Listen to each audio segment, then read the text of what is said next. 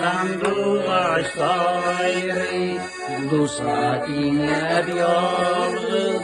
yüreğini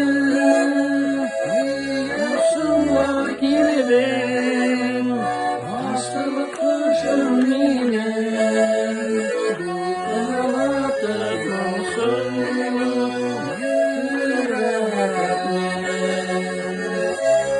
Sınlat girbin Asıl kışın yine Dulkanılatır konsun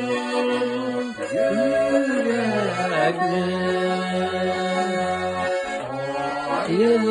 Yırmışkan akışlar şikelli Mindesinin kebek